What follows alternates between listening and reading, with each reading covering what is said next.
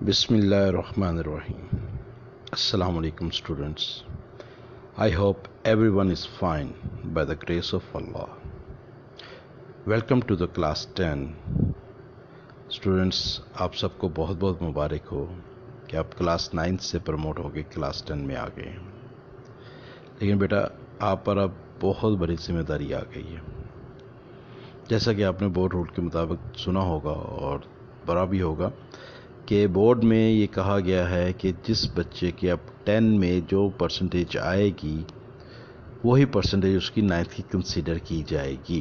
मतलब 10th के marks को डबल करके आपको दिया जाएगा।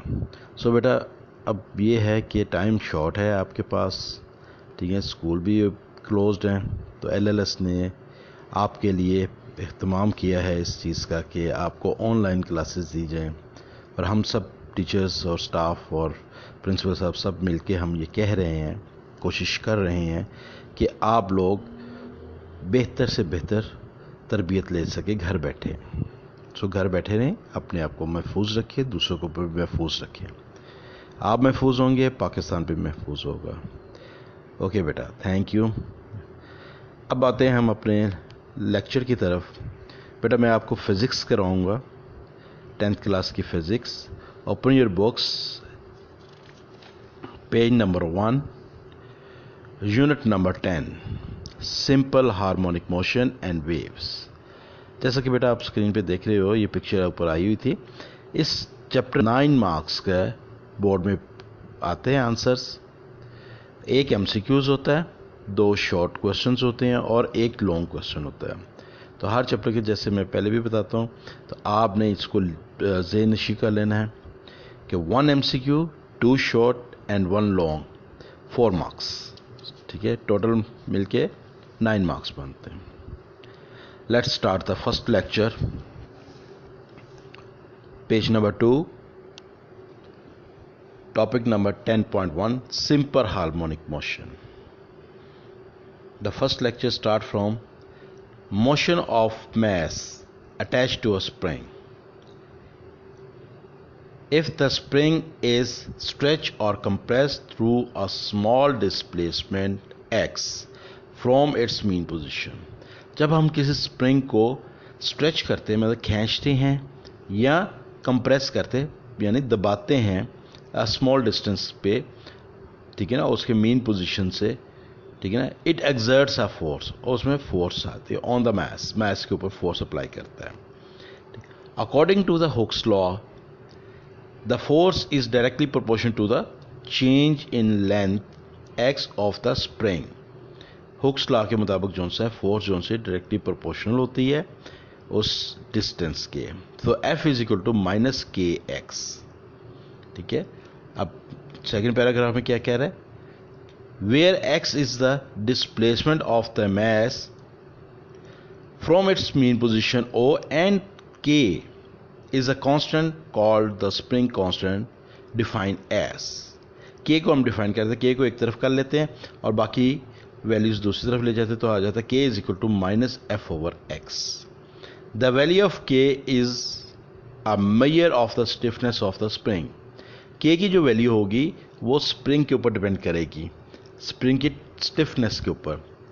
Stiff spring have large value of K and soft spring have small value of K।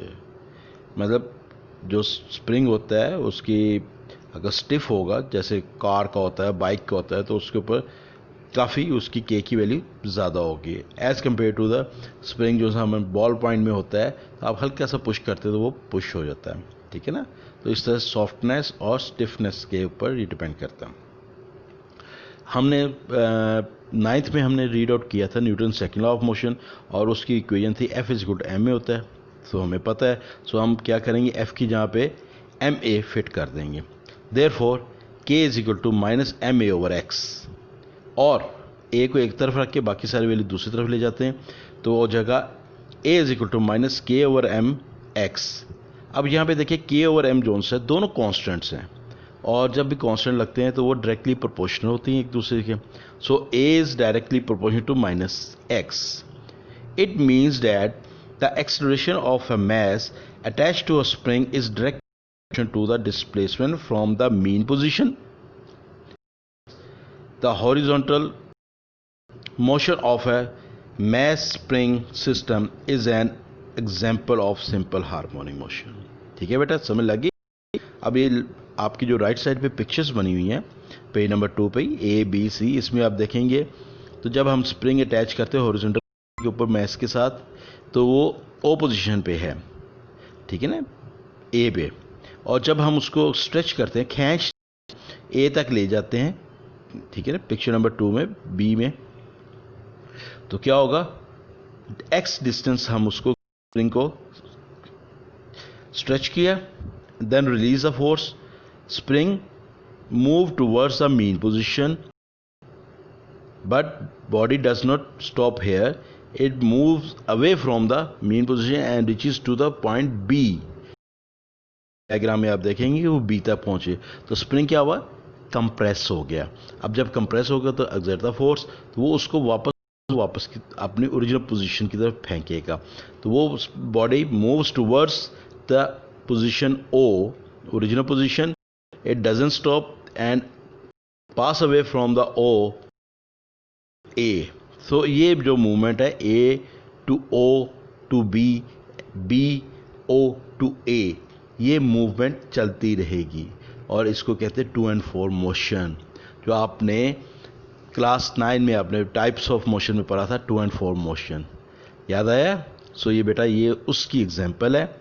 तो सो हम ये 3 एग्जांपल करेंगे, एक तो ये हमने कहा थी मैस अटैच टू स्प्रिंग, आगे हम करेंगे बाउल एंड बाउल, और फिर करेंगे सिंपल पेंडुलम। तो ये तीनों एग्जांपल्स हमें शो करेंगी, एग्जांपल्स किसी हैं सिंपल हार्मोनिक मोशन की, ठीक है बेटा जी। एक और आपसे रिक्वेस्ट करनी थी आखिर में कि जब भी आपने लेक्चर लेना है, जो भी लेक्चर आपको डिलीवर हो, तो बेटा काइंडली उसी दिन उसको, इस तरह आपके ऊपर बर्डन नहीं रहेगा। Slow and study win the race आपने रीड आउट किया, सो आपने ऐसे ऐसे इसको साथ करते चले जाओ, ठीक है ना। घर में बैठे हो कोई भी काम होता है, लेकिन फिर भी आपने टाइम निकालना है अपनी स्टडी के लिए, ठीक है बेटा। थैंक यू वेरी मच, अल्लाह हाफिज़।